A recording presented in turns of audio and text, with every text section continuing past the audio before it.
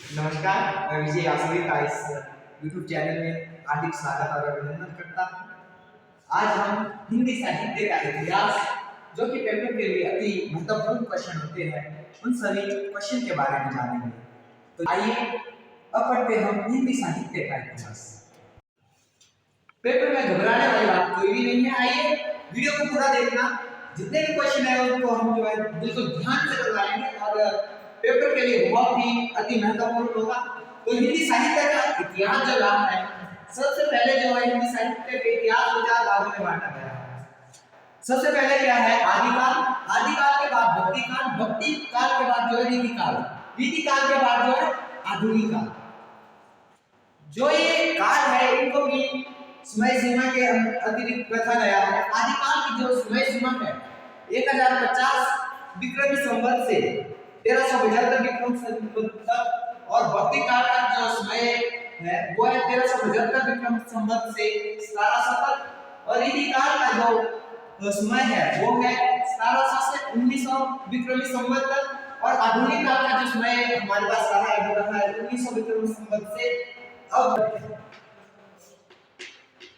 ये जो है ईस्वी से 57 वर्ष आगे चलता है। मुझे विश्वास है कि आपने बहुत अच्छे तरीके से समझा होगा। अब जो हिंदी साहित्य का जो इतिहास, इसको जो 4 भागों में बांटा गया है, अब जो हम इसका एक एक भाग करके जो है पूरी जानकारी प्राप्त करेंगे। जिस प्रकार से घर में जब एक पुत्र जन्म लेता है तो घर के सभी सदस्य उसका नाम अब अपने मन अनुसार रखना चाहते हैं। कोई राजेश रखना चाहता है, कोई गोविंद, कोई रोहित। उसी तरह से आचार्य हजारी प्रसाद द्विवेदी ने आदिकाल नाम दिया, और रामचंद्र शुक्ल ने वीर गाथा काल आदिकाल का नाम दिया, और जॉर्ज गिरिसन जो थे उन्होंने चरण काल नाम आदिकाल दिया। और चौथे नंबर पे हमारे पास आते हैं डॉक्टर रामकुमार वर्मा। उन्होंने जो है 2 नाम दिए आदिकाल को, संधिकाल और चरण काल। आदिकाल को संधिकाल और चरण काल के नाम से भी जाना जाता है। उसके बाद महावीर प्रसाद द्विवेदी ने विजयपन काल के नाम से आदिकाल का जो नामांकन किया। उसके बाद आने वाले राहुल संस्कृत न्याय में सिद्ध समन काल से आदिकाल का नामांकन किया। अब हम जो आदिकाल के बाद भक्ति काल की ओर बढ़ते हैं। भक्ति काल की समय सीमा और भक्ति काल के प्रमुख कवियों के बारे में जानेंगे। हम हिंदी साहित्य का इतिहास में भक्ति काल पढ़ते हैं। भक्ति काल की जो समय सीमा है वो है 1372 विक्रमी संवत से 1700 विक्रमी संवत। भक्ति काल जो नाम दिया वो दिया आचार्य रामचंद्र शुक्ल ने, और स्वर्णयुग काल से भी भक्ति काल को जाना जाता है। जो स्वर्णयुग काल है वो हमारा जो नाम दिया है वो दिया है श्याम सुंदर दास ने।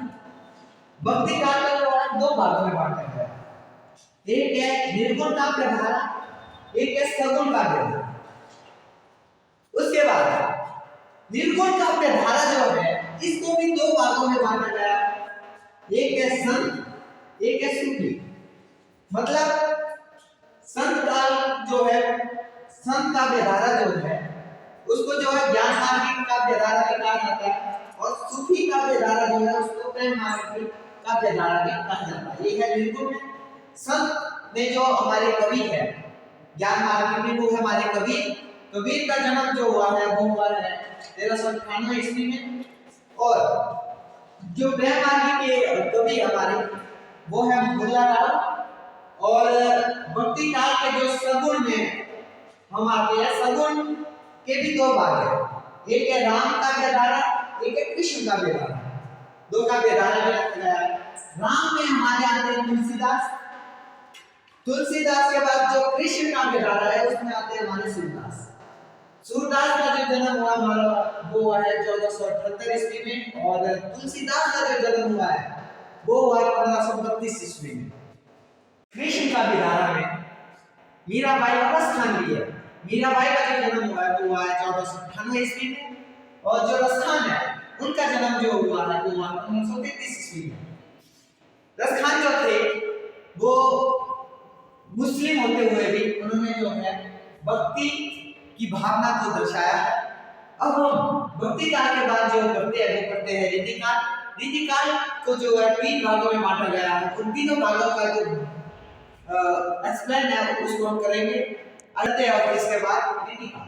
रीति काल की जो समय सीमा है वो है 1700 से 1900 विक्रमी संवत तक। रीति काल को मैंने पहले भी बताया है कि रीति काल को 3 भागों में बांटा गया है। सबसे पहले है रीतिबद्ध, रीतिसिद्ध, रीतिमुक्त, ये 3 भाग है। और रीतिबद्ध के जो कवि है हमारे पास केशवदास और चिंतामणि, और रीतिसिद्ध के है एकमात्र बिहारीलाल।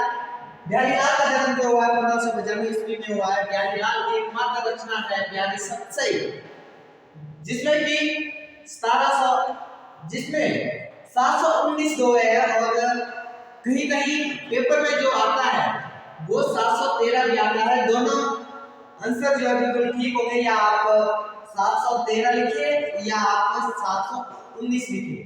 बिहारी सतसई बिहारीलाल की एकमात्र रचना। उसके बाद आता है हमारा धनानंद का जन्म जो हुआ है मालूम हुआ है वो है 1683 ईस्वी में। ये है रीति काल, आपने ध्यान से समझा होगा। अब हम पढ़ते हैं आधुनिक काल। आधुनिक काल में क्या है, आइए पढ़ते हैं आधुनिक काल। आधुनिक काल की समय सीमा जो है वो है 1900 विक्रम संवत से अब तक, ठीक है।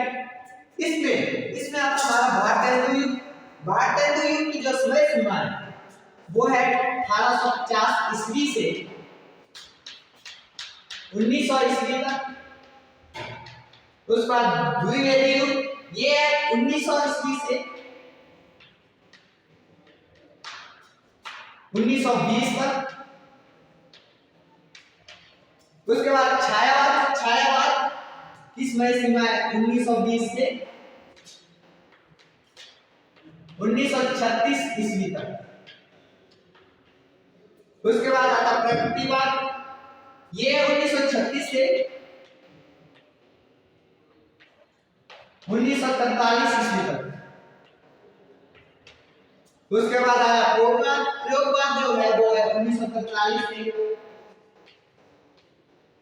1953 तक। उसके बाद आती नई कविता जो है वह 1953 से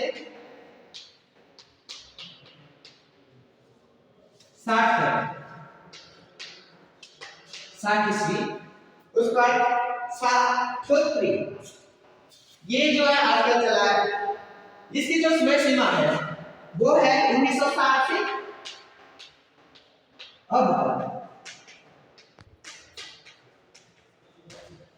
ये था हमारा आधुनिक काल। इसमें क्या है, मेन बात जो होती है इतिहास की, सन याद चाहिए। उसके आगे आप पढ़ सकते हैं, पेपर में अच्छे नंबर ले सकते हैं। मुझे विश्वास है जितना भी हमने जो ये सन याद करवाई, विक्रमी संवत हो, ईस्वी हो, ये आपने अच्छे से पढ़ा होगा। और अब जो पेपर में क्या आता है, एक नंबर के जो है ये तो आप देख सकते हैं हिंदी साहित्य के इतिहास में।